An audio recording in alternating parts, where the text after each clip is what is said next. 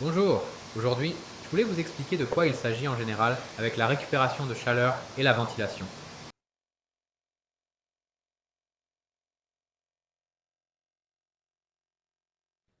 Parce que tout le monde en parle. Certains qui installent la ventilation dans leur maison savent ce que c'est, mais avec la récupération de chaleur, ce n'est pas toujours le cas. La théorie de la récupération de chaleur est très simple. Je vais prendre, disons, le feutre bleu. La récupération de chaleur consiste à récupérer le plus d'énergie possible. Posons-nous la question, pouvons-nous réaliser une installation de récupération idéale? Avec la récupération idéale, c'est comme avec une voiture de course, disons, je ne sais pas, une Lamborghini, une Ferrari ou un bolide qui roule sur le circuit. Elle est essentiellement faite pour le circuit et pas vraiment pour un usage de tous les jours. Donc là, c'est pareil. Je ne sais pas si nous sommes capables d'installer une VMC double flux parfaite parce que c'est comme si nous cherchions, je ne sais pas, une belle-mère idéale. Elle peut être très bonne, mais est-elle parfaite? Ça, vous devez y répondre vous-même. Voyons comment fonctionne la récupération de chaleur. Disons que nous avons ici une chambre à coucher. On installe une bouche d'insufflation, une autre. Nous voulons aller à fond et garantir le confort. Nous voulons que ce diffuseur assure, disons, 15 mètres cubes par heure de débit d'air. Et à l'autre bout, ici, nous avons la salle de bain, en diagonale, à la plus grande distance. Nous installons donc la bouche d'extraction, au fin fond, là dans le coin. Oh là là.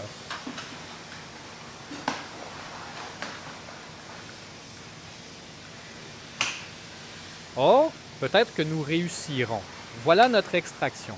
En fait, j'ai même mal marqué, car cette bouche d'insufflation, désolé, devrait également être placée ici. Nous devrions avoir deux bouches d'insufflation. Et dans un système de récupération idéal, tout repose sur le fait que nous récupérons autant de chaleur que possible de cet air.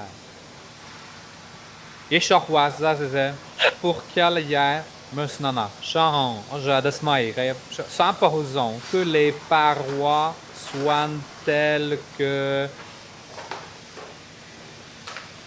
Oh là là, je crois que nous n'y arriverons pas aujourd'hui. J'ai collé. Maintenant, ça ne tombera plus. Alors regardez, dans notre installation idéale, le but est d'avoir une récupération d'air intérieur maximale et de permettre en même temps un échange d'air. Pour éviter de gaspiller inutilement l'air usé, disons, de l'espace de circulation, d'où pouvons-nous par exemple tirer de l'air? Il faut faire attention aux portes parce qu'elles ne sont jamais étanches et on aspire toujours de l'air de l'extérieur. Toute la philosophie de la récupération idéale reposerait sur la circulation de l'air entre les pièces. Il nous faudrait donc des murs coupés d'un côté, de l'autre, encore ici, de chaque côté, le haut coupé. C'est comme si vous aviez une cabine de toilette avec des cloisons, comme par exemple les toilettes d'une station-service. Et nous aurions l'insufflation d'un côté et l'extraction de l'autre côté. Ça, ce serait une VMC double flux idéale. Mais comme je vous le répète, une voiture parfaite pour la conduite rapide, elle est vraiment faite pour la conduite rapide. Une maison avec une récupération de chaleur parfaite a-t-elle du sens? On peut par contre se donner l'objectif d'y obtenir une bonne récupération de chaleur. On peut faire assez bien, mais il ne s'agira pas de récupérer toute la chaleur de tout cet espace. On n'arrivera pas à une situation où la centrale aura une efficacité de 4,26 ou 4,27 où nous fournissons de l'air frais à l'installation avec une perte d'environ 4, 5, 6 Ce serait une installation parfaite. Peut-être que quelqu'un réussira à le faire, peut-être que ça peut exister dans un laboratoire. Mais les vraies conditions sont ce qu'elles sont. Je pense que si la VMC est bien faite avec la centrale et tout le réseau, alors si la récupération de chaleur est au niveau de 75 ou 4,20 c'est déjà une récupération exceptionnelle. Pris ensemble, comme je l'ai dit, la centrale avec le réseau, Avec un tel résultat, c'est une récupération géniale et on ne peut pas en dire du mal. Mais comment fonctionnerait de l'autre côté une ventilation parfaite? Dans une parfaite, disons, oh, Peut-être que ce sera plus facile ici. C'est un salon avec une cuisine. Regardez, nous avons deux bouches d'insufflation. Près de la fenêtre. Nous supposons qu'il y a une cuisine ici. Alors nous mettons deux bouches d'extraction. Et qu'est-ce qu'on doit obtenir dans cette pièce de 73 mètres carrés? Les débits doivent s'équilibrer. Donc ici, on prévoit un débit de 100 mètres cubes par heure. Nous devons alors récupérer le même débit ici.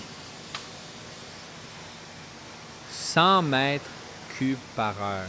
Souvent, sur Internet, j'ai rencontré l'opinion suivante sur divers forums que 99% des VMC sont mal conçus parce que le bilan devrait concerner une seule pièce. D'accord, cette pièce est grande. Nous pouvons l'obtenir ici, mais imaginez, disons que nous avons une chambre de 14 mètres carrés. Nous voulons y avoir une ventilation parfaite. Pas de problème, nous mettons une bouche d'insufflation. Et tout de suite, une bouche d'extraction. Qu'est-ce qui va se passer, Tamenia?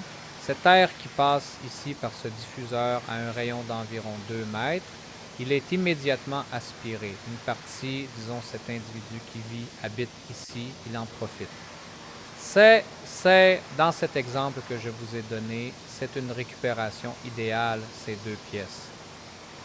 Et ici, qu'avons-nous? Dans cette pièce, une ventilation idéale et ici aussi une ventilation idéale. La ventilation repose sur le fait que la somme des débits de soufflage doit être égale à la somme des débits d'extraction. Il n'y a pas de grande philosophie là-dedans, mais que devons-nous faire? Nous devons connecter l'installation de récupération à celle de la ventilation pour que cela fonctionne. Avec la ventilation, ceux qui conçoivent la ventilation veulent souvent qu'il y ait 2, voire 3 échanges d'air. Que chaque fois qu'une personne fume une petite cigarette, disons dans cette pièce, que cet air soit tout de suite repris. De même pour les bactéries, etc., etc. Ce schéma de ventilation qu'on voit ici, on l'utilise dans les bureaux, là où il y a des gens. Nous l'utilisons par exemple dans les hôpitaux. Là, c'est nécessaire. Mais dans les maisons, nous devons prendre ça en tout et additionner. Juste, comme je vous l'ai dit, Nous ne sommes pas capables d'obtenir une récupération de chaleur idéale, comme on a vu avec cet exemple. Une ventilation idéale dans chaque pièce, et ici nous faisions des portes étanches, ça pourrait fonctionner. Je pense que ce ne serait pas un problème. Là, ça fonctionnerait remarquablement. Mais pour la récupération, nous devons répartir l'installation de manière à ce que les entrées et sorties d'air aient du sens. pensez à cette entrée. Imaginez que même si elle fait 1 mètre carré ou 2 mètres carrés, on suppose qu'il y a un placard à chaussures quelque part ici. Alors réfléchissons. Si j'y place une bouche d'extraction, pour le système double flux, que fais-je? Eh bien, je ne sais pas. Je prendrai de l'air d'ici, de dehors, à travers ces portes, car elles ne sont jamais parfaitement étanches. Pour la plupart d'entre nous, c'est insensé du point de vue de la récupération de chaleur. Mais si c'est une armoire à chaussures, disons que c'est une armoire à chaussures. Une armoire à chaussures. Alors maintenant, vous vous demandez, avec votre VMC idéale, ou la meilleure possible, si vous devez y mettre une bouche d'extraction ou pas. Moi, je crois que j'en mettrais une, même si cela n'a pas de justification économique, mais cela a une justification hygiénique. Comme ça, ces chaussures ne se feront pas sentir ici. Et c'est comme ça qu'on fait, en concevant la VMC. On choisit toujours le moindre mal. Et un élément très important est la distribution des diffuseurs. Dans les prochains épisodes, je vais vous expliquer comment nous les plaçons pour qu'ils fonctionnent et que cela ait un sens logique et fonctionne. Juste comme je vous le dis, chaque approche à la conception de la VMC est une question individuelle, comme avec cet exemple de l'armoire à chaussures. Et comme je vous le dis, nous n'obtiendrons jamais de récupération de chaleur parfaite car nous ne pourrons jamais tout prévoir. Une récupération idéale serait ce cas, une ou deux bouches d'insufflation dans ce coin, les murs détalonnés ou coupés comme dans les salles de bain ou les toilettes des stations-service et une seule bouche d'extraction. Comme ça, nous pourrions récupérer un maximum de chaleur pour éviter que tout se mélange ici. Tandis que la ventilation doit nous assurer un air frais et hygiénique en permanence. Et notre tâche est de combiner ces deux objectifs. Voilà toute la philosophie du système. Mais cette philosophie est très simple. Je vais essayer de vous la présenter dans le prochain épisode. Comment on le fait simplement, comment on monte ces diffuseurs, où les placer. Pour conclure, pour consolider ce savoir, une récupération de chaleur idéale consisterait à maximiser la récupération de chaleur d'une pièce donnée.